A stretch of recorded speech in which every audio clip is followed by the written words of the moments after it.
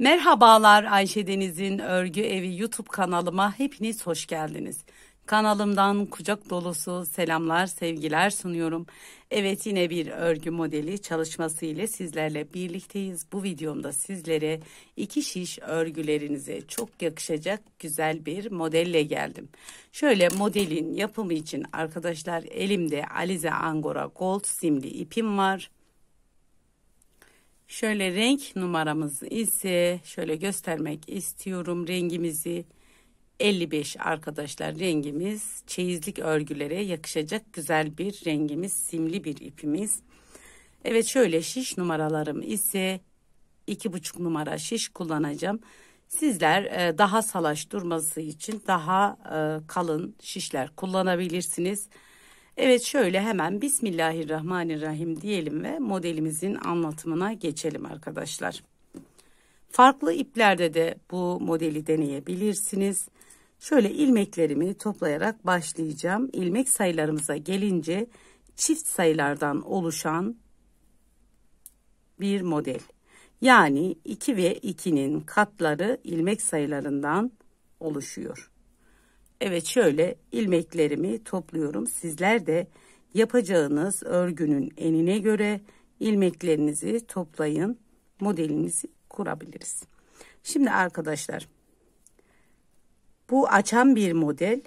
Yani ilmek sayılarınızı ona göre yapın. Şöyle hemen ilmeklerimi topluyorum.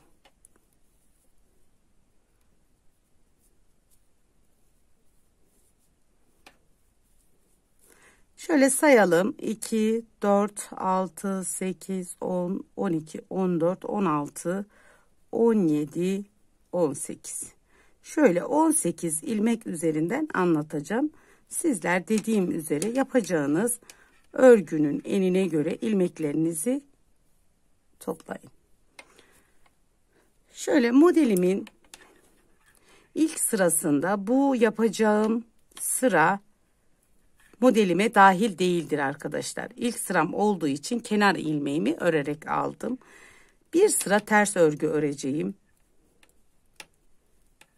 Şallarda lastik gerektirmiyor. Lastik yapmayabilirsiniz ama yelekler yapacaksanız yeleklerde lastik uygulayabilirsiniz alt kısmına. Şöyle ben bir sıra ters örgümü örüyorum. Bir sıra ters örgümden sonra modelimizi kuracağız. Modelimiz 2 sıradan oluşuyor. Çok kolay, basit bir model. Herkesin yapabileceği türde bir örnek. Evet, birinci sıramı bu şekilde tamamladım. Modelime dahil değil arkadaşlar bu sıramız. Evet, örgümün ön yüzünde modelimin birinci sırasındayım. Kenar ilmeğimi örmeden alıyorum hemen. Burada 2 ilmek üzerinden işlem yapacağız. Bir tane ilmeğimden sonra şişime ipimi aldım. 2 ilmeğimi ikisini bir ördüm. Yine bir doladım. 2 ilmeğimi düz bir şekilde ördüm. Şimdi burada yapmış olduğumuz 2 ilmekten 4 tane ilmek çıkarmış olduk. İlk bir tane doladık. Sonra bir tane daha. Şöyle 4 tane ilmeğimiz. Devam ediyorum. Tekrar bir doladım. 2 ilmeğimi düz bir şekilde ördüm. Bir doladım. Yine düz bir şekilde ördüm. Şöyle 4 ilmek. 2 ilmekten 4 ilmek.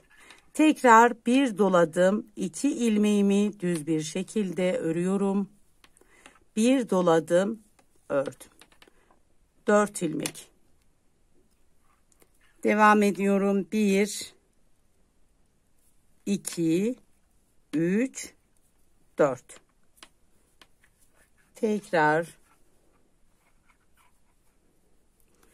1 2 3 4.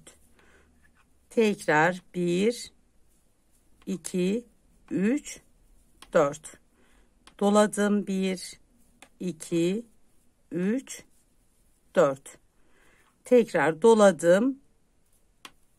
1 2 3. Şöyle, pardon, şurayı 2 4. Tamam arkadaşlar, şöyle yine de sayalım. 2 4, burası da 2 4. Tekrar kenar ilmeğimi de ördüm. Bu şekilde denk gelecek şekilde 2 ve 2'nin katları ilmekler. Modelimin ikinci sırasındayım, arka yüzdeyim. Kenar ilmeğimi örmeden aldım. Buradaki ilmeklerimi ikişer ikişer ters öreceğim arkadaşlar. Her bir 2 ilmeğimi ters. Yani burada bir alt sırada 4 tane ilmeğimiz çıkardık. Yine dizmiş olduğumuz ilmek sayısına, ilk baştaki dizmiş olduğumuz ilmek sayısına erişiyoruz. Şimdi 2.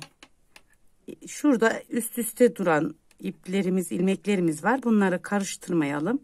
Şöyle ayrı ayrı ikişer, tekrar 2 2, ikişer ikişer ters bir şekilde örüyorum. Ajurlu bir model. Şöyle ikişer ikişer ters. Tekrar ikişer ikişer. Modelimin arka yüzünde bu işlemi yapıyorum. Her bir ilmeğimi ikişer örüyorum. Artırma, eksiltme yapmayalım arkadaşlar. Her bir ilmeğimizi ikişer örelim. Kenar ilmeğimi de ters bir şekilde ördüm. Evet, modelimizi bir kez kurmuş olduk. Şöyle yakından göstermek istiyorum. Modelimizi bir kez kurduk. Yeni başlayanlar için arkadaşlar modelimi bir kez daha kuracağım. Şöyle detaylı bir şekilde anlatmaya çalışıyorum. Kenar ilmeğimizi ne yaptık? Birinci sıramızda örmeden aldık.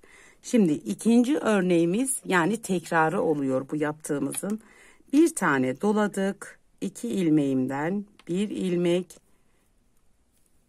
tekrar bir doladım, bir ilmek daha, 4 ilmek doladım, 2 ilmeğimi düz bir şekilde ördüm, doladım, düz bir şekilde ördüm, 4 ilmek.